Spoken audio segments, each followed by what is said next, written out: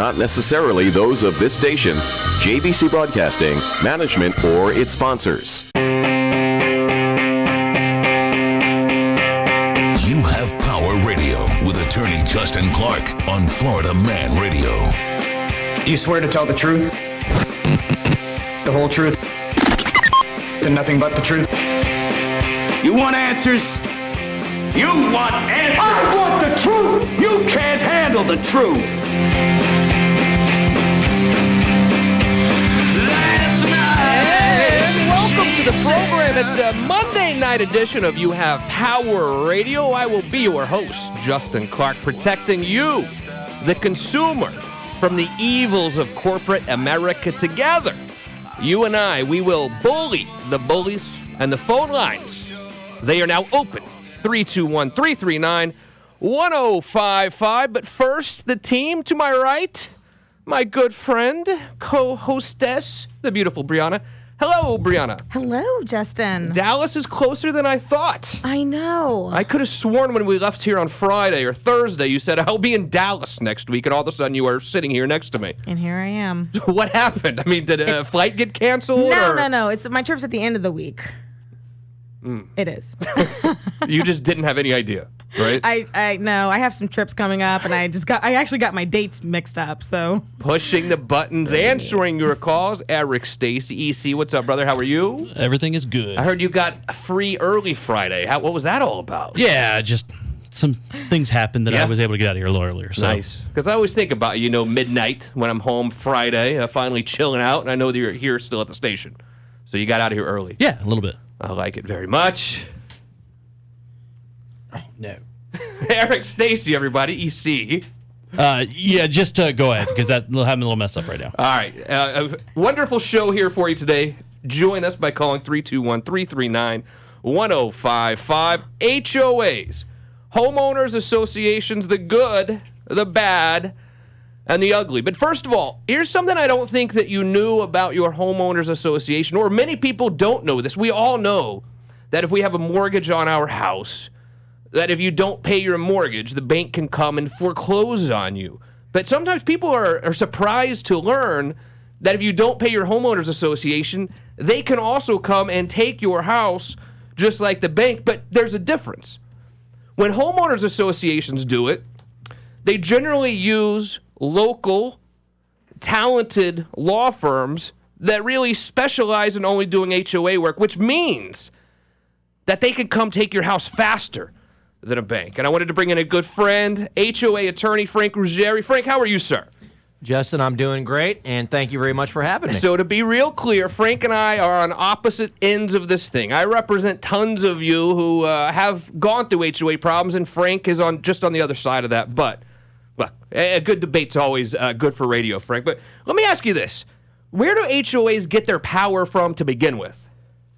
Oh, boy. Well, several places. I think maybe the best way to explain that, Justin, is to kind of briefly say, most people think when they think of, hey, I live in this community and it has these restrictions, I live in a deed-restricted community.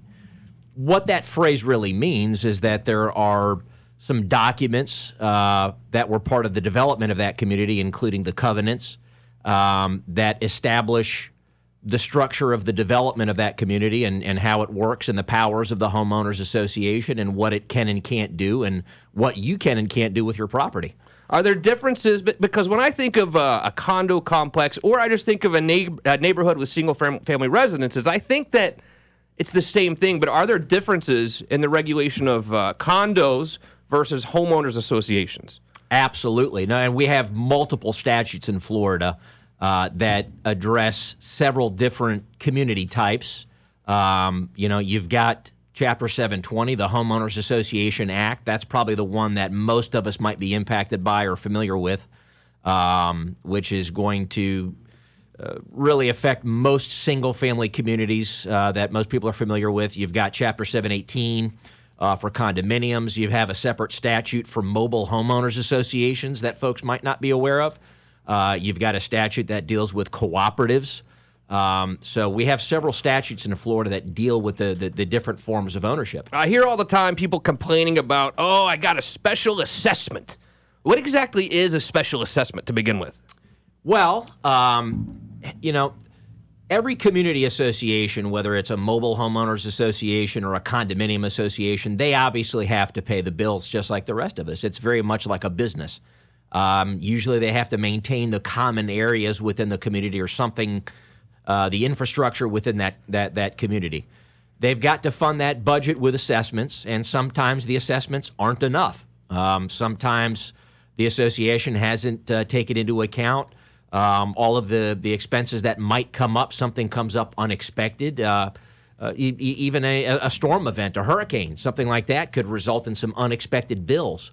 So a special assessment is, for lack of a better phrase, it's an assessment that's imposed under special circumstances where an unexpected expense arises. And how do they vote on these? How do these actually come about? And who has to approve them? Yeah, well, that in and of itself, we could probably do a whole show on that. But it really depends on your community, and it depends on, like I said, when we say deed-restricted community, we're talking about the covenants and the other documents, the development documents for the community. That's probably going to be where you're going to find your answer. Sometimes a homeowner vote's required. Sometimes it's not. That might be a little bit scary for folks, thinking that you got a handful of homeowners that are administering the association, and they might have the authority without a homeowner vote to adopt a special assessment. 321-339-1055. If you have any questions about homeowners associations, ask them here today with Frank Ruggieri. Frank, we did a whole show, kind of like a funny show, really, about emotional support animals and their being allowed to be on airplanes, which I think is incredibly ludicrous most of the time. But how does it work in homeowners associations? Because we all know that HOAs regulate the size of your dog or any dog whatsoever. Have they carved out any piece of that for service animals or emotional support animals? They absolutely have. I think a lot of folks might think of the Americans with Disabilities Act when they think of a service animal or an assistance animal and what their rights are with respect to public places or airlines even. I think you had some funny stories on your show about that. And what, you think peacocks should be allowed to fly? Yeah, well, on planes. On planes, yeah, they do have to spread their wings just like the rest of us. I mean, they can barely fly, which you're already screwed if you were born a bird and you can barely even fly. But now we're allowing them to fly on planes, like people. Go ahead, Frank. I'm sorry. No problem at all. And when it comes to community associations and residential communities, we have to think in terms of the Fair Housing Act and what the law says on that. And the law is going to treat the situation, I think maybe a couple of points that I want to make. The law is going to treat the situation a bit differently if we're talking about a service animal versus an emotional support animal. So that's kind of the first thing to look at. Are we talking about an animal that's providing a specific skill, like a seeing eye dog, or are we talking about an emotional support animal like Briana's Chihuahua? Yappy. It's 321-339-1055. I've had a lot of people come into my office also surprised at the regulation of you can't bring your work truck into this neighborhood, or even some neighborhoods you can't even bring a truck at all. Have you seen that before? Oh, you know what? One of the biggest, if you want to call it a wrestling match between homeowners and homeowners associations, pickup trucks, right? Many communities have restrictions on commercial vehicles. Now, if you bring a F-150 into your community and it's got a tool rack on the back of it and you've got scaffolding and ladders and tools, is that an F-150? Is that just a passenger pickup truck, or is that a commercial vehicle? That's where we're going to run into a lot of these wrestling matches between the homeowners and the homeowners association. Is those types of vehicles that are kind of tough maybe sometimes to tell, is that a commercial vehicle or is that a passenger vehicle?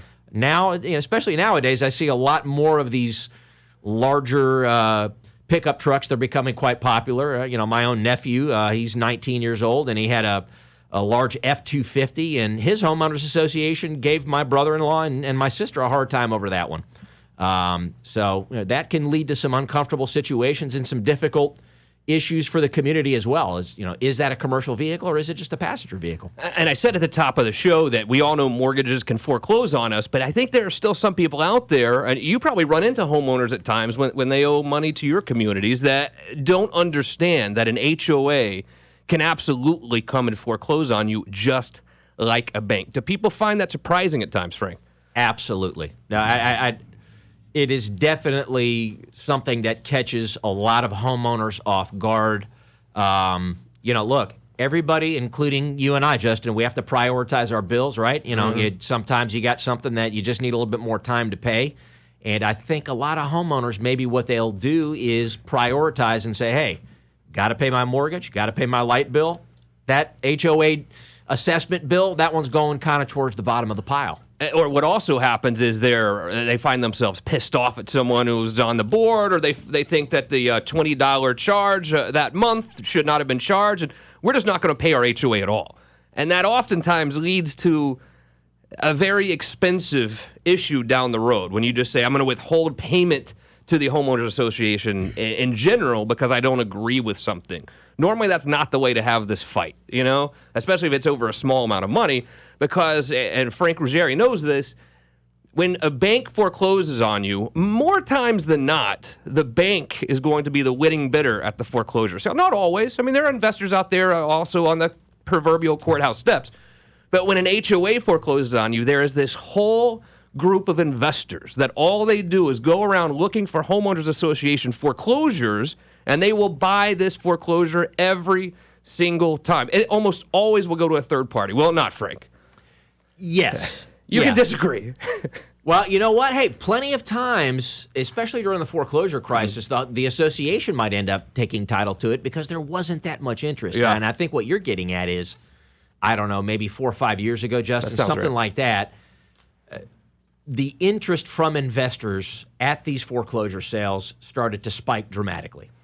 And I've even seen situations where the first mortgage really has taken up all of the equity in that property. And maybe it's even, quote unquote, upside down when you're just looking at the first mortgage. Even those properties are attracting investors at these sales. Because the investors will come in and they will evict you, and then they will just continue to rent your house and fight the foreclosure often until the bank, who was your original bank, forecloses. So they expect to get a year or 2 years of tenant paying them, and this is their whole business model. There's a whole group of people out there. So yeah, you need to be really incredibly careful when you owe money to the HOA, because, again, talented lawyers like Frank are coming here and they're foreclosing way faster. Not that Frank wants to do it. It's just sometimes it's his job. But they're foreclosing way faster than the big foreclosure mill down in West Palm Beach or whatever. We're talking about local HOA attorneys that can come take your house very quickly. Let's go to Jason up in Seminole County. Jason, welcome to the show. Mr. Clark and friends, how are y'all doing this evening? What's up, brother? What's on your mind?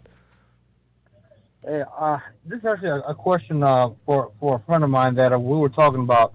He's actually looking at a house that has a HOA and somewhere around Bolton Park, and he has a service truck that he does take home time to time. Now, would they have a problem if he was to bring the service truck to the driveway? Frank, I'm going to defer to you on this one. What do you think? Okay. Well, you know what?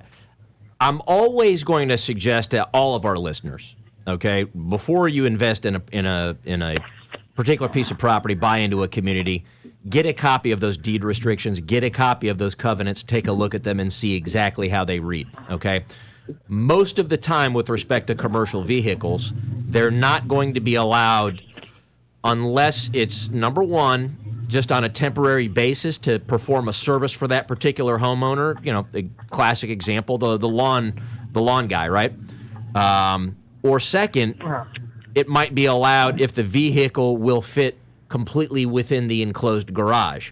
So can you temporarily bring it by from time to time for a couple of hours a day, maybe on your friend's lunch hour and things like that? Probably not. But your answer to that question is really going to lie in those specific covenants for that particular community and see exactly how they read. Yeah, Jason, I would be careful with this because I find most homeowners associations that I see, at least in the nicer parts of town, are not going to allow you, even if you own the company, they're not going to allow your service truck to be hanging out there at night. I mean, it's just not going to happen. And like Frank was saying earlier, some people or some communities won't even allow a regular truck in there if they can make the argument that it's for work or that it's a service truck. So I would be really careful. Make sure you read the covenants and bylaws before you purchase that house. Wow, the HOA knows how to kick in the beanbag, huh? They're positives and negatives of everything. Jason, thanks for the call, man. All right, Frank, 321-339-1055. Frank Ruggieri is here, owner of the Ruggieri Law Firm. So a complaint that I hear a lot is this. Well, I went and talked to the HOA board member, and the board member told me to call the management company, and the management company told me to call the law firm. If I have an issue with my homeowners association, Frank, where's a good place for me to start to try to resolve that issue? You've got to start with the board. Okay, does your community have a website? That would be probably a good starting point for a lot of our listeners out there is find out, does your community association have a website? Almost all of them do. That's a good place to find contact information, okay? Try to locate your board members. Heck, look it up on Sunbiz. Look up the name of your community association on the Division of Corporations online with the Florida Division of Corporations. Find out who your board members are. That's going to list who the registered agent is for that association. Reach out that way. Find out who that management company is. That's a lot of times going to be your next best step. And probably the board is going to want you to reach out to the management company if they are professionally managed. So those are a couple of good starting places there. Are most boards professionally managed? Yes. In my experience, I would probably say a good 80-85% of community associations are professionally managed. And let's say the HOA has sent me a letter, or my grass is overgrown or whatever. How does it work with fines? I mean, how much can they fine me? Are there limits on it? Do they have to warn me? How do the fines work? Yeah, as an attorney, look, I've been doing this for 20 years now. I'm not a huge fan of fines as a way to address violations, but understand that most of the community association statutes in Florida do address fining specifically, and there are limits on it. So, for example, it's commonly going to be limited to $1,000 per statute or by statute. But if the documents for your community, going back to what I said, get a copy of those documents. As you said, get those covenants and those bylaws and take a look at them before you invest in a community. If those documents allow that association to fine more than what the statute says, then they're going to be allowed to do it. And so when they fine you, do you have a certain amount of time to pay, or how does it work? Well, what the statute says is the fine is going to be due 5 days after the association sends out the notice. That's what the statute says. Maybe your documents might say something different for your community, but that's kind of a good starting place. Understand the statute says 5 days after that notice. 321-339-1055. Are you thinking about running to be a member of your homeowners association board? And maybe you're now a card-carrying user of medical marijuana. Where can you smoke it? We will answer those questions and plenty more with Frank Ruggieri right on the other side of this very short break. It's Justin Clark. It's Florida Man Radio. You're listening to You Have Power Radio with attorney Justin Clark. Going to work or just taking care of your home. Daily activities that should never put you in jeopardy. Roundup Weed Killer has been linked to many cases of non-Hodgkin's lymphoma. Our farmers, gardeners, florists, and maintenance workers have been exposed to this toxic chemical. If you or a loved one has been diagnosed with non-Hodgkin's lymphoma or are receiving chemotherapy as a result of Roundup exposure, call the law offices of Anajar and Levine at 1-800-565-4000. That's 1-800-565-4000 for a free consultation. At International Diamond Center, the diamond prices are so low, they actually enjoy competing with the online retailers. When people shop online, it makes it really easy because we can beat anybody online. IDC owner Keith LeClaire. It happens every day, all the time. And it's not just the price, it's the quality. Keith says online you see diamonds that have been rejected by quality-conscious jewelers. The internet typically is selling kind of the second down, third down generation of what's left. Unfortunately for the consumer, they don't realize they're typically buying off of the B list or the C list of what's in the marketplace. But IDC's diamonds are only the best cuts with the most sparkle, each one handpicked for maximum brilliance. So feel free to do your research. Shop the online retailers, but don't buy until you see what International Diamond Center can do. You're going to leave with a better quality or a bigger diamond at a better price. Plus, you get all our warranties and guarantees. Like free service for life, free cleaning, free sizing, and a 110% diamond upgrade guarantee. You're not getting nothing online like that. International Diamond Center, 4 Orlando locations. Grab life by the handlebars and get down to Stormy Hill Harley-Davidson, Claremont, for their Hogtober tent sale. Saturday, October 12th, you'll find all the best pre-owned Harleys in one spot at Stormy Hill Harley-Davidson. Experience no-pressure buying, family-friendly, relaxed atmosphere with guaranteed lowest prices in town. You won't just get a great bike, you'll get free tires for life on any new or pre-owned motorcycle. Already have a Harley? Stop into their service department. Meet their master techs, try your bike on their state-of-the-art dyno performance system and see how it measures up. It's the Stormy Hill October tent sale Saturday, October 12th. Save on all pre-owned motorcycles located on Highway 27, a quarter mile south of State Road 50. Go to StormyHillHarley.com to check out the inventory. Keep up with their monthly events and sales. Mention you heard this on Florida Man Radio and get a free gift with purchase. Stormy Hill Harley, your hometown Harley-Davidson dealer. StormyHillHarley.com. This is CJ, owner of Bellicoso Cigars and Cafe on North Park Avenue. If you remember the TV show Cheers, then you know what Bellicoso is all about. Making new friends, relaxing with a nice house or premium cigar, and the best coffee on Park Avenue. Plus the best selection of boutique cigars in the area. Bellicoso Cigars, Coffee, and Community on North Park Avenue in Winter Park. The cigar of the week is the Aganorsa Leaf Signature Collection, made from some of the finest tobacco in the world. Treat your palate to hints of black pepper, creamy earth, oak, and a hint of dried fruit. Calling all first responders. You're cordially invited to First Fest, October 12th, at the Pines at Windermere. First Fest is an exclusive event for law enforcement, fire, and EMS, active or retired, support or sworn. Tickets start at just $15. Enjoy food, drinks, live music from Brian James and Spade Cooley, Lakeside Cigar Lounge, live demonstrations, and more. For tickets and event details, visit WoundedOfficersInitiative.org. October 12th, at the Pines at Windermere. It's First Fest, an epic party for our hometown guardians. Orlando's best hometown spot is Johnny's Filling Station and Johnny's Other Side at the corner of Fern Creek in Michigan. Johnny's Other Side has dozens of the best craft beers on draft, just $3 all the time. Delicious food and tons of screens to watch your favorite sports. And enjoy live music. Get to Johnny's on the corner of Fern Creek in Michigan. Home of Orlando's best burgers and half-price Tuesdays at Johnny's Other Side starting at 4. Visit them on Facebook for daily events including Texas Hold'em and trivia. Get to Johnny's.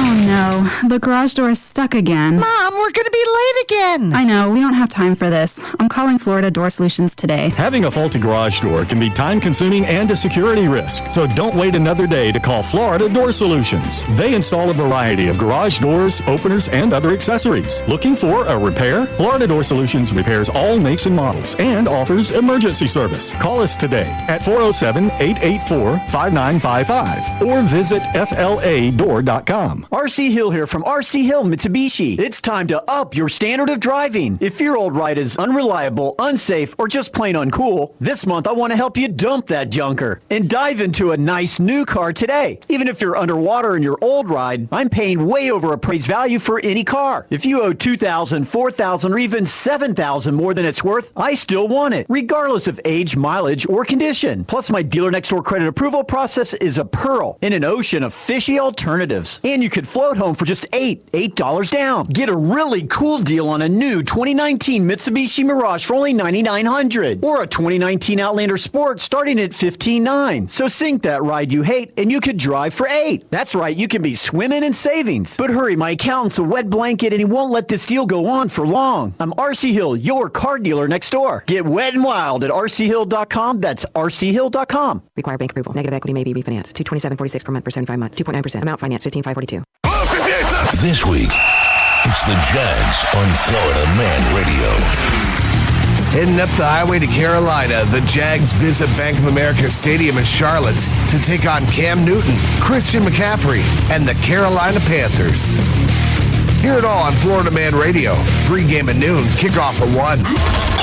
Central Florida's home for the Jacksonville Jaguars. 660 AM, 105.5 FM. Florida Man Radio.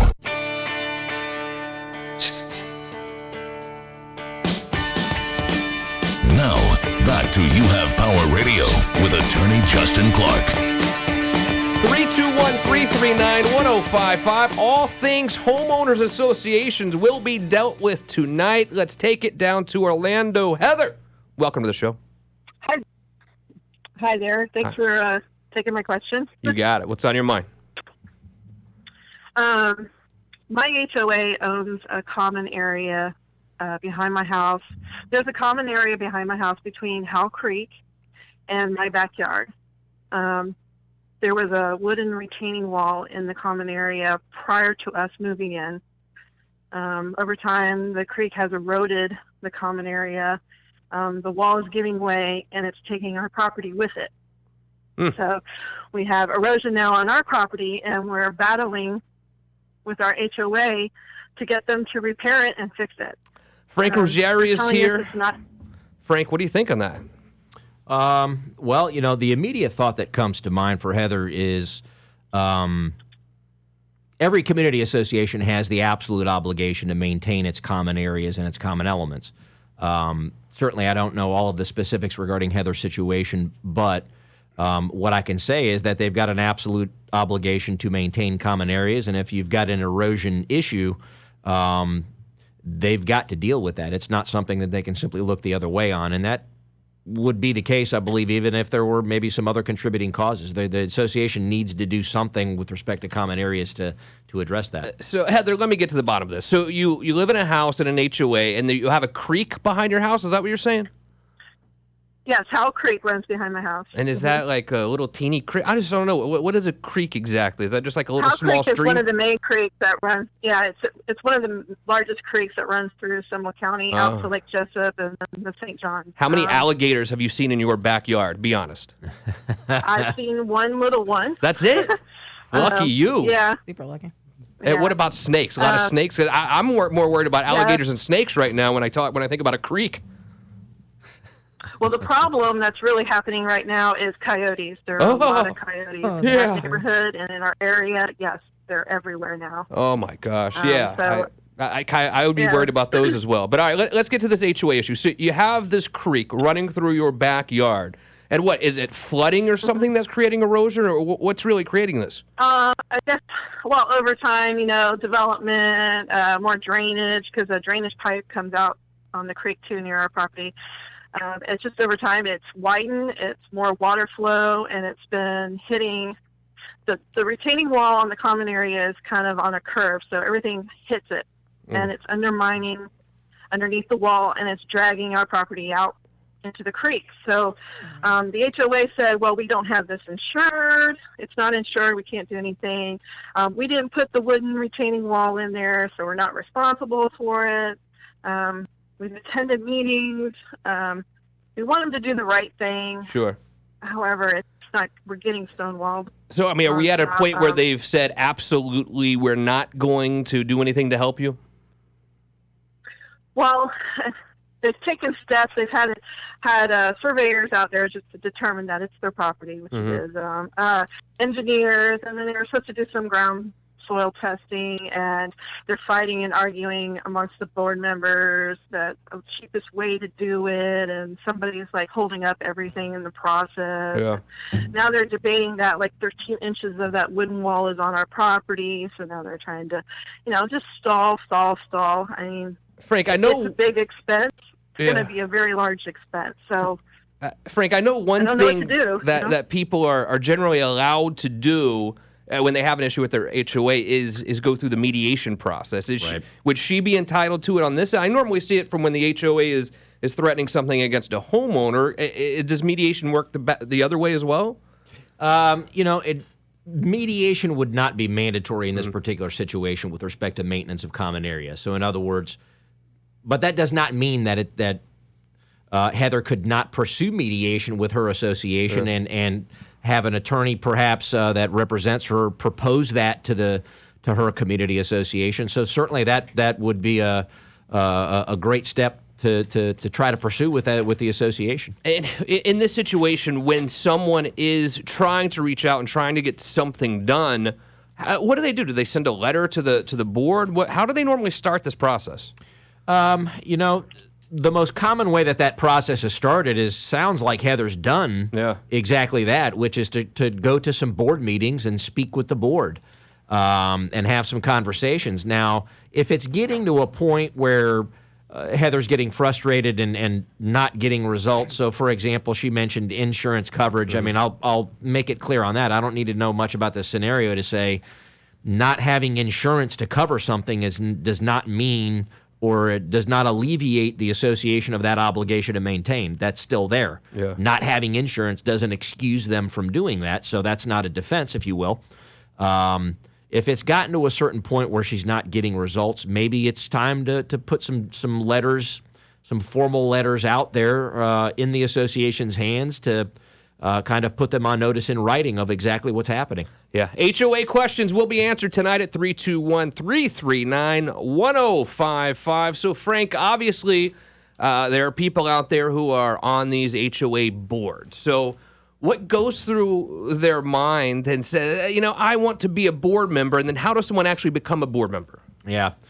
You know what? I mean, what I typically see is this. Most of the time, individual homeowners will decide to get involved in their community association as a board member, potentially sitting on the board, because of an issue that they see either with their own property or something in the community that they don't believe is being addressed properly.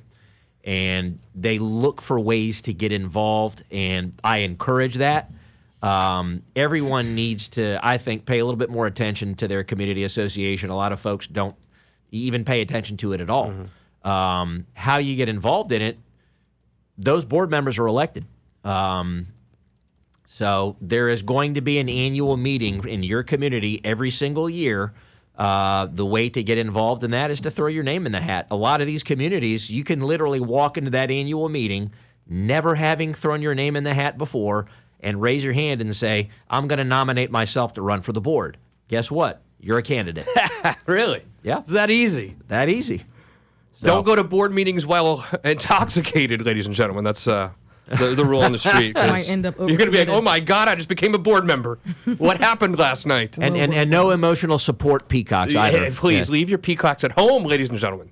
That's the best place for them. All right, so we're running to be a board member, but I'm a little bit concerned because I've read about board member liability. Right. What is this? Okay.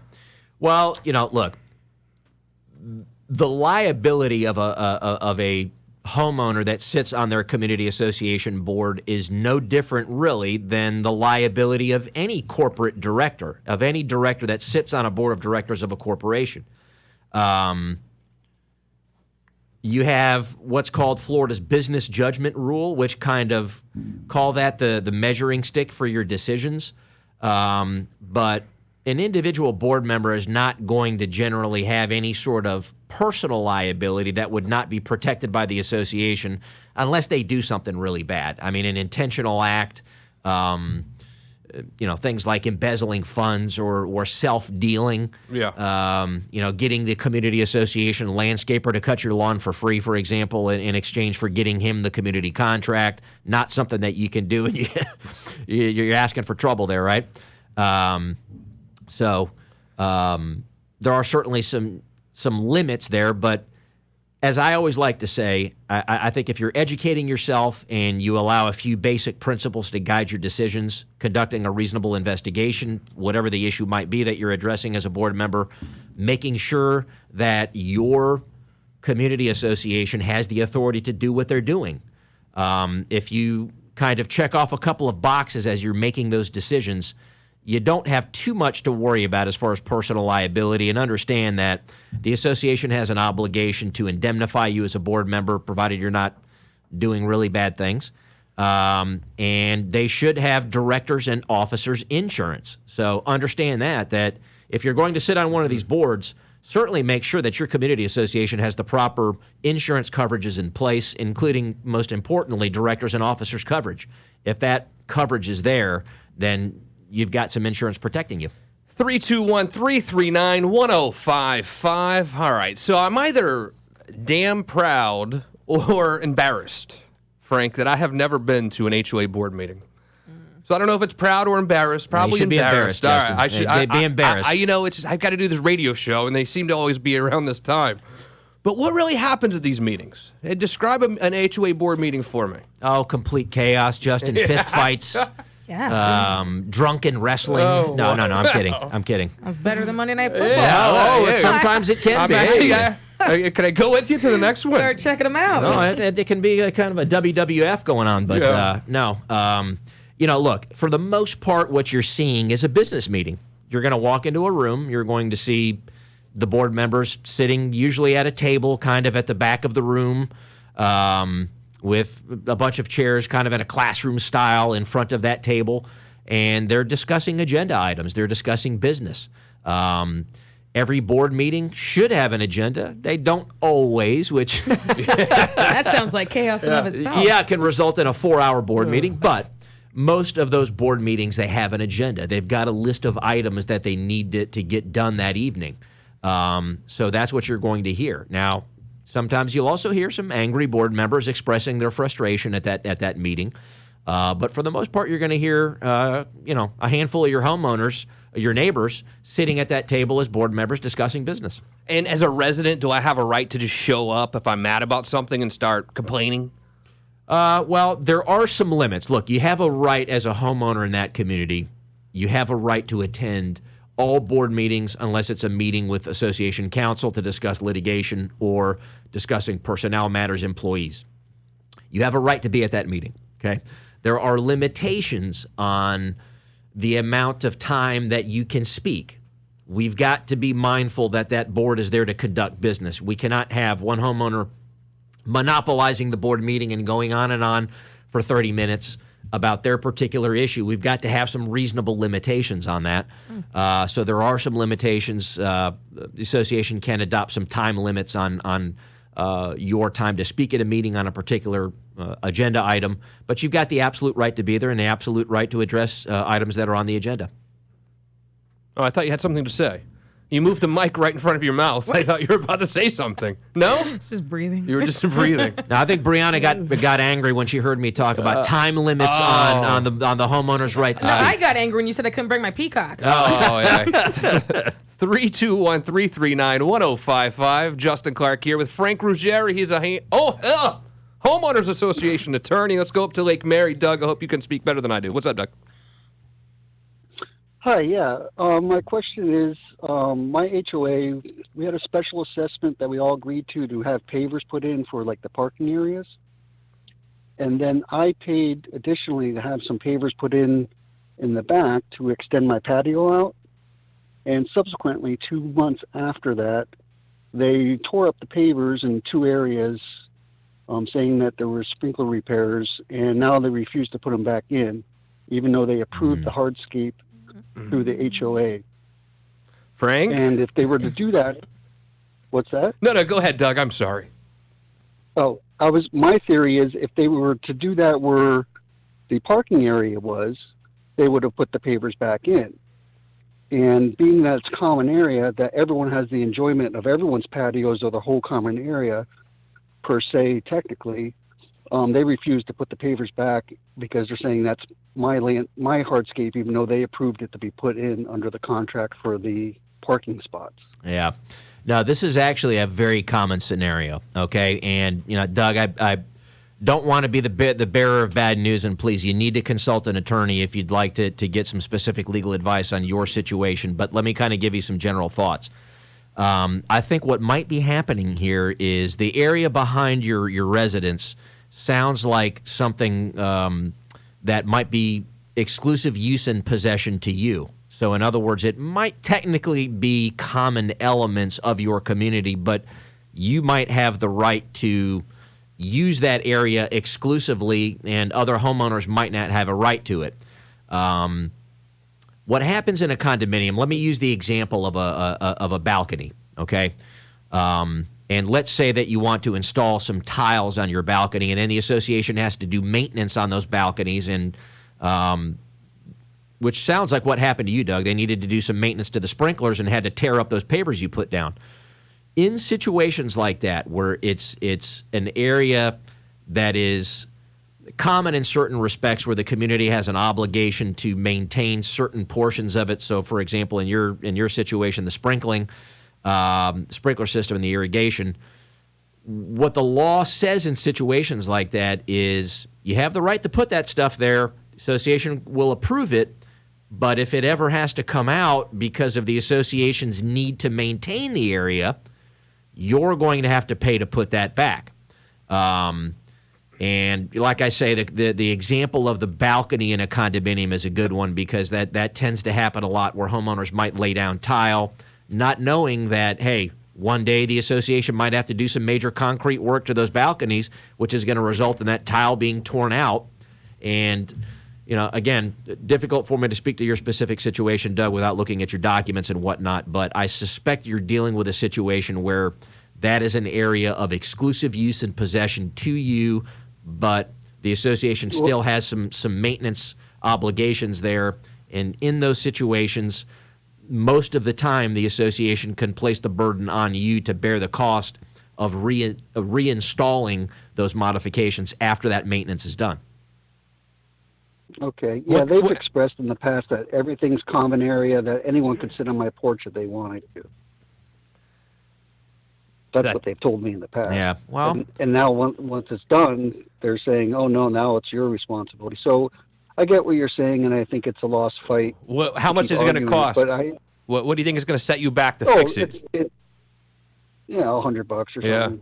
Yeah. To put it in right, what they should have done is put them back in. The landscaper should have put them back in immediately. Now it's been sitting in the rain, and they all get compacted in their special sand and dirt and whatnot. I was gone from the property for a couple months because I was planning on renting it, and then when I went back, no one even told me it was happening. I just saw the pavers all stacked up, and I had to track it down and see what was going on. Yeah, I think it's $100 you just need to spend, and it kind of sucks, but I would say just spend the $100, man. Okay. All right, Doug. I do have a second one if you have time. Follow up. Go ahead, quick. When I bought the place 4 years ago, there was all the the downpipes were going underground into a lagoon. I was told mine was plugged and they had a temporary above ground. And now over the years, I've written a letter that they wrote me up for putting sandbags out. And I said I put the sandbag out because it's coming back into the property. So they put a pipe going across. No one else has it on the property, about 15 feet towards the lagoon. And it's above ground. It's a tripping hazard, and it's an eyesore. And I wrote a letter about it. It's now been a couple years. And they've subsequently now put a second pipe in above ground. Now I'm on both sides of my property. I have two large drainages coming out, which looks ugly, and everything else is underground in the whole property. And they're saying they can't do mine because of the root system. Any thoughts, Frank? Okay. Quickly, I suspect those areas where they placed those pipes, Doug, are probably common areas, which is going to make it difficult for you to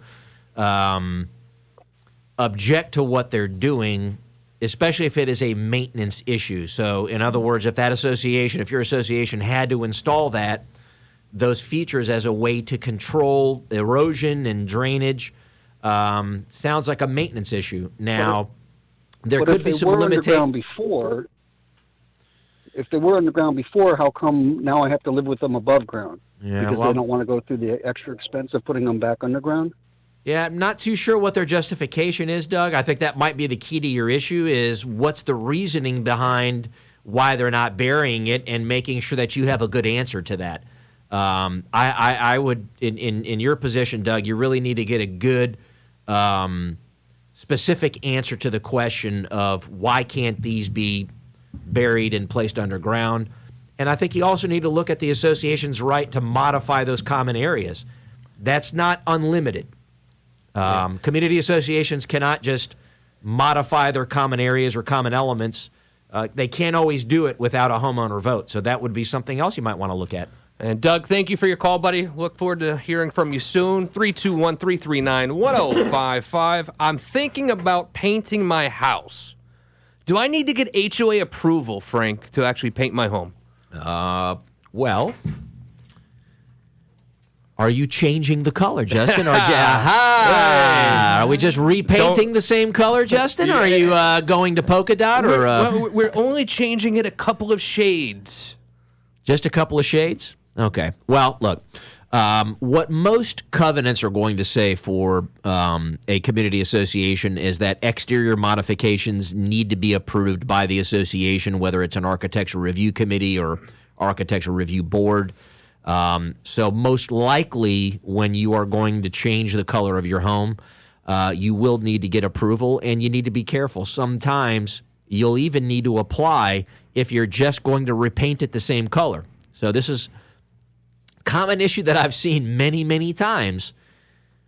Sometimes that color that you used or that was used in the original painting of your home, if you went to paint it that same color now, it could be significantly different than what it looks like.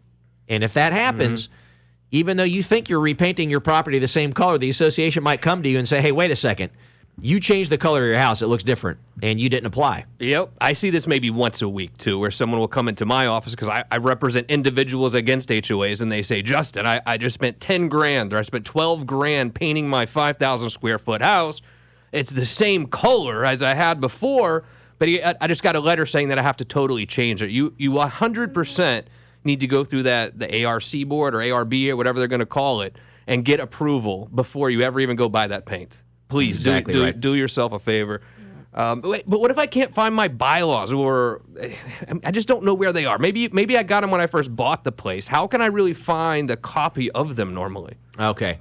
Number one, you've got an absolute right to get a copy of those from the community association itself. So that would be the number one starting place for me as a homeowner. Reach out to my board, reach out to the management company, and request a copy of those governing documents. That's what state law calls them. So keep that phrase in mind for our listeners, governing documents. That's what you want to ask for. What about medical marijuana? You know, obviously everything has changed here in Florida over the last couple of years when it comes to medical marijuana. We had a 39-year veteran police officer here the other day talking about how policing is different. Has medical marijuana and our now right to smoke or take it affected HOAs at all? Yes, it has, absolutely. You know, I think a lot of our listeners might be familiar with the statute that just got passed in March that permits smokable marijuana as a vehicle for the delivery of medical marijuana. In other words, it doesn't need to be an oil or some other substance like that. State law now protects smokable medical marijuana.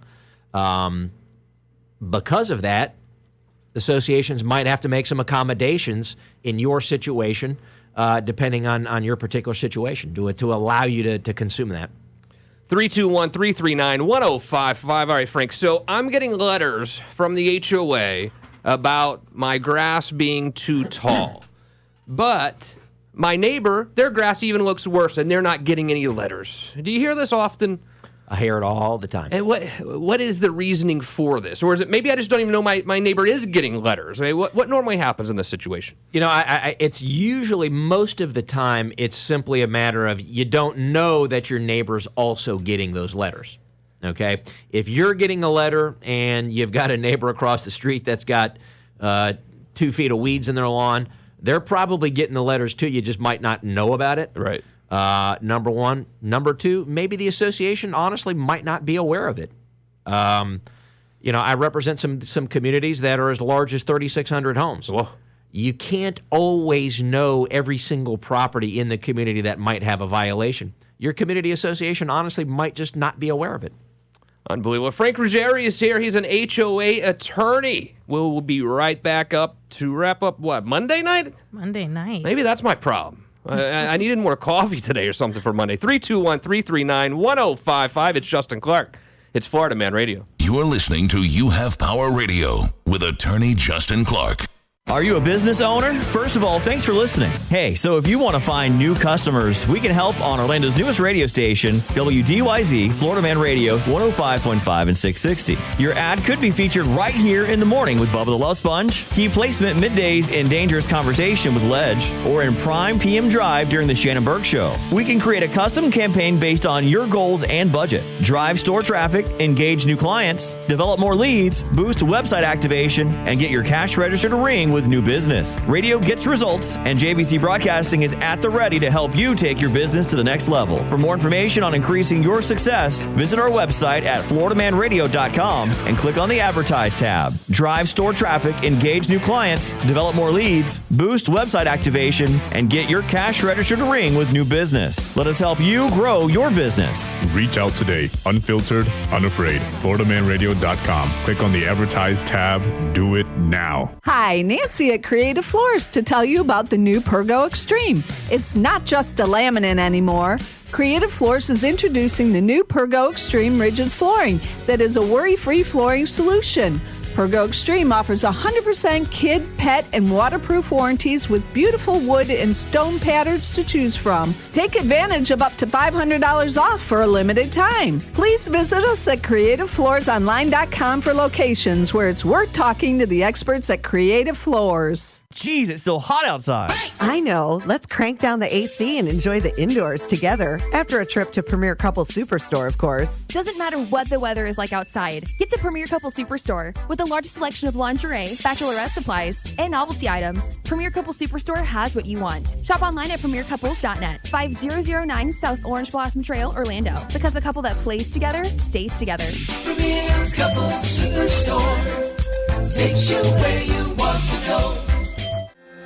Peace of mind. It's one of the most important things we have, and sometimes the most elusive. I'm Glenn Levine from the law offices of Anajar & Levine. If you've been injured in a slip and fall accident, call me at 1-800-747-FREE. Office in Orlando. With Axiom Bank's new big savings account, get the higher rates typically only offered at online banks. Now, at all Axiom Bank branches, you can get 2% APY with no minimum balance and no monthly service charge. From Jacksonville to Tampa and all around Central Florida, find your location at AxiomBanking.com. Member FDIC. Adam and Eve is not giving you 10% off and not 20% off or even 40%. Your discount is even bigger. AdamandEve.com is giving you a whopping 50% off. But why stop there? In addition to 50% off, you also get 10 free gifts. That includes a racy item for him, a sensuous toy for her, and something we know you'll both enjoy. Ooh. And 6 extra special bonus items that are sure to rev your engine, pique your curiosity, and even blow you away. And best of all, free shipping. Always delivered in discreet packaging. So rethink your bedroom routine. Go to adamandeve.com and enter the station's exclusive code at checkout, FLMAN, and get, you know the discount, 50% off almost any item and 10 tantalizing free gifts. That's FLMAN, FLMAN. The stuffed Cheez-It Pizza is now at Pizza Hut. 4 pizza pockets stuffed with your choice of cheese, pepperoni, and baked with a toasty, sharp cheddar Cheez-It flavor. Served with marinara dipping sauce. Pizza Hut and Cheez-Its? Yes, please. For a limited time, only at Pizza Hut. I'm John Morgan of Morgan & Morgan. An accident takes seconds to occur.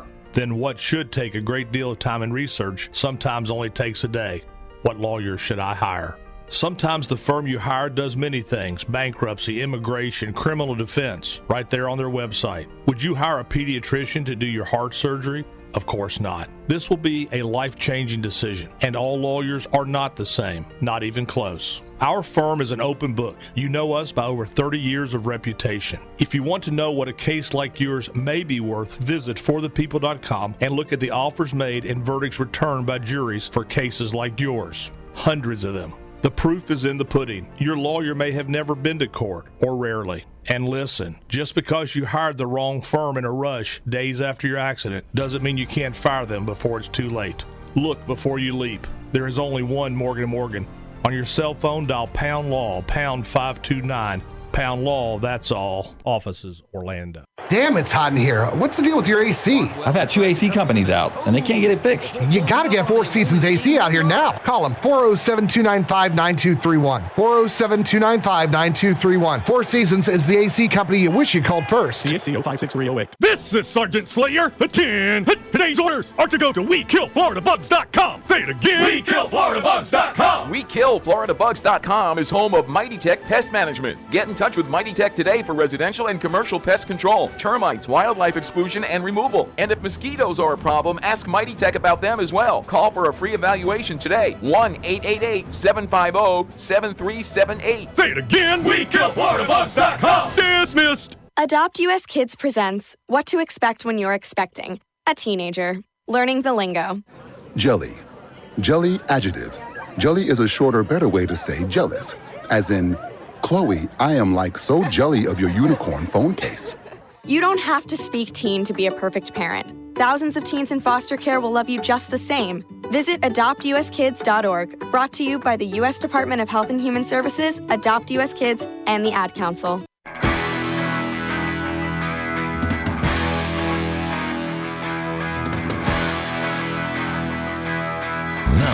Back to You Have Power Radio with attorney Justin Clark.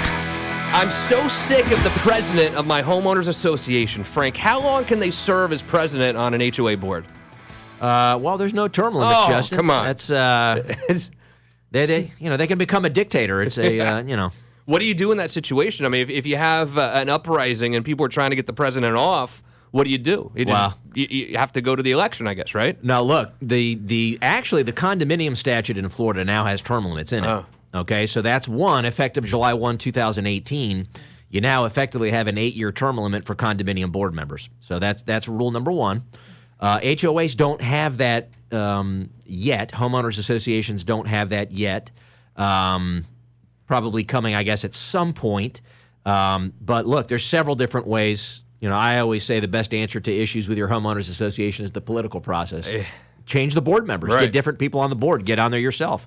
Frank Ruggieri will join us every other Monday to talk about your homeowners association issues. Great job for the first show, Frank. Thank you very Look much. forward to Thanks for seeing you having me. here in 2 weeks for EC. The Beautiful Briana as well. Mick Dolan will be back with us tomorrow night. I don't know much, but I do know one little thing. What's that? I will see you right back here tomorrow night at 6 p.m. following Shannon Burke on Florida Man Radio.